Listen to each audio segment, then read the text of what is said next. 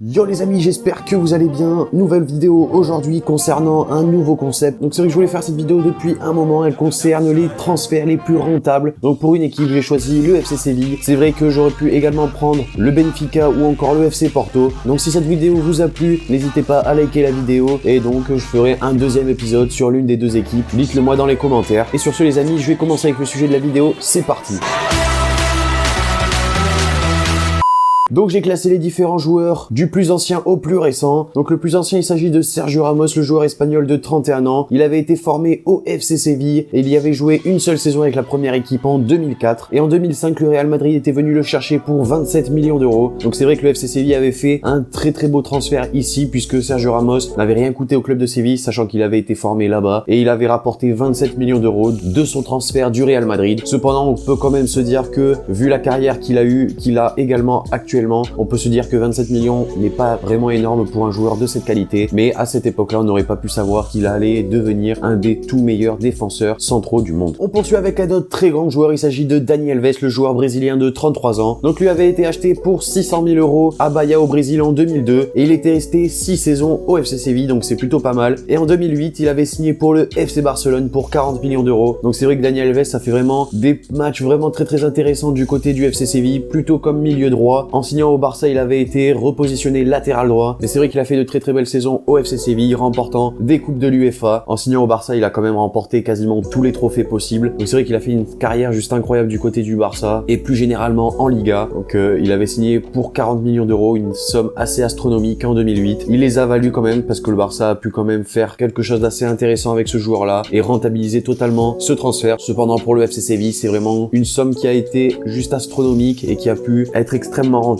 par rapport au prix donné lors de l'achat de ce joueur. On poursuit avec Geoffrey Kondogbia, le joueur français de 24 ans, donc lui avait été acheté pour 4 millions d'euros au RC Lens en 2012 et il était resté une saison seulement à Séville puisqu'en 2013 Monaco était venu le chercher pour 20 millions d'euros, mais il a déjà prouvé qu'il était vraiment un milieu de terrain assez intéressant, puis à Monaco également, ce qui lui a permis un gros transfert du côté de l'Inter Milan où il a pas forcément montré tout ce qu'il sait faire avec le club italien. Cependant à Séville, il a vraiment été très intéressant au milieu de terrain à l'image d'un Steven Nzonzi actuellement. Donc 4 millions d'euros achetés, 20 millions d'euros récupérés, ça reste quand même un bilan assez intéressant pour le transfert de Geoffrey Kondogbia. On passe maintenant avec l'enfant de Séville, il s'agit de Jesus Navas, le joueur de 31 ans. Donc lui avait été également formé au club comme Sergio Ramos et il avait débuté en 2003, sauf que lui avait joué pendant 10 saisons au FC Séville. En 2013, il avait quitté son club de cœur pour signer à Manchester City pour 25 millions d'euros. Donc c'est vrai que ça avait été vraiment très difficile pour lui de quitter le FC Séville pour rejoindre un très grand club, un autre pays également, et Manchester City. Il avait vraiment voulu rester au club du FC Séville, cependant plusieurs dirigeants lui avaient conseillé de signer dans un très grand club avant que sa carrière soit déjà presque terminée. Donc il les avait écoutés, il avait signé à Manchester City. On peut pas dire que ce soit vraiment une très grande réussite, même si bon, il a fait des performances assez intéressantes. Cependant pour le FC Séville, c'est vraiment un bel investissement puisqu'il a été formé au club, donc ils n'ont rien dépensé, ils ont récupéré 25 millions par la suite. On poursuit avec un autre joueur formé au club, il s'agit de Alberto Moreno, le joueur espagnol de 24 ans. Donc lui avait débuté en 2012, il était resté seulement 2 saisons au FC Séville, puisqu'en 2014, Liverpool était venu l'acheter pour 18 millions d'euros. Donc Alberto Moreno, lorsqu'il a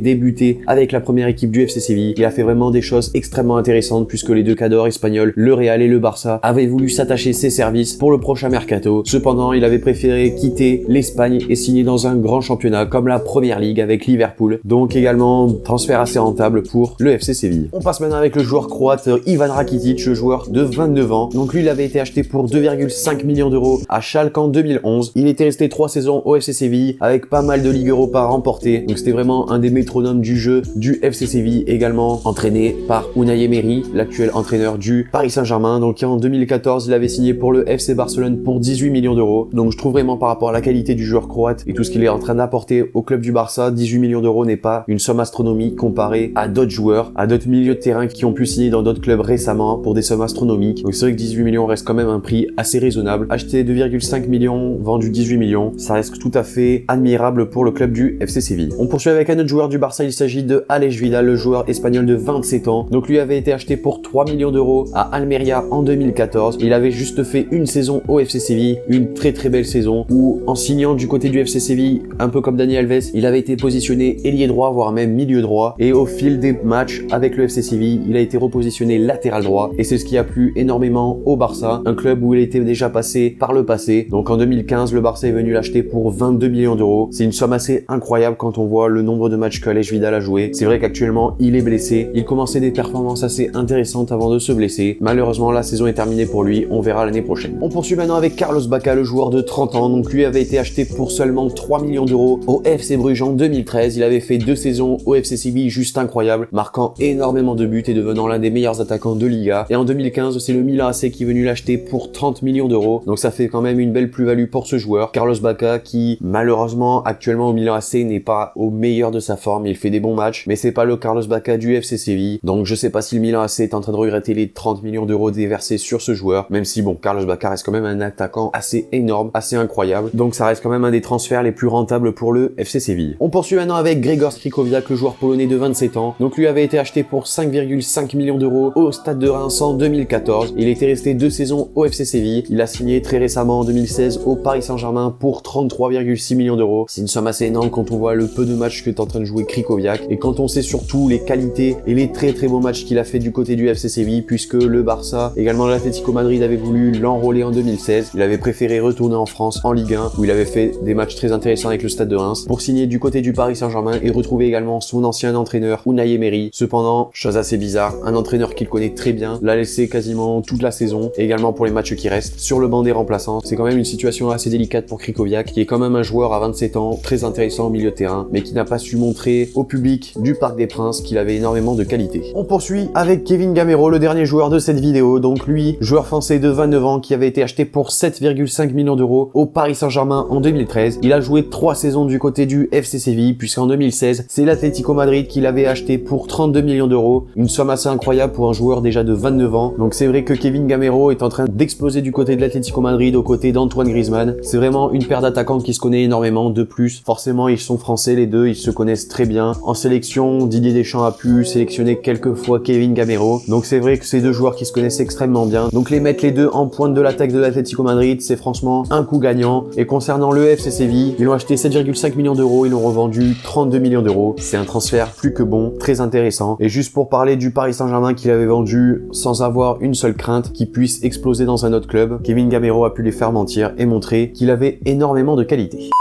Donc voilà les amis, cette vidéo sur les 10 transferts les plus rentables pour le FC Séville, très grand club espagnol, est maintenant terminée. N'hésitez pas à me dire dans les commentaires ce que vous en avez pensé sur les différents joueurs que je vous ai présentés dans cette vidéo. Également s'il y en a d'autres, forcément il y en a d'autres. Je vous ai présenté les plus intéressants pour ma part. Après forcément il y avait des Reyes qui étaient partis du côté de Arsenal pour une belle somme. Bon forcément il y a d'autres joueurs. Et sur ce les amis, également n'hésitez pas à me dire dans les commentaires l'autre club que vous voulez que je prenne pour la prochaine fois. J'hésite entre Porto ou Benfica qui sont quand même des clubs qui ont plutôt bien acheté et vendu assez cher. Donc de ce côté-là, c'est plutôt pas mal. Également l'AS Monaco. Donc sur ce les amis, n'hésitez pas à liker la vidéo pour que je le sache si vous voulez que je fasse une deuxième vidéo. Et moi je vous dis à la prochaine pour une nouvelle vidéo. C'était Spanox. Allez, salut tout le monde. Sevilla, Sevilla, Sevilla, aquí estamos contigo, Sevilla, compartiendo la gloria en tu escudo, orgullo del fútbol de nuestra ciudad.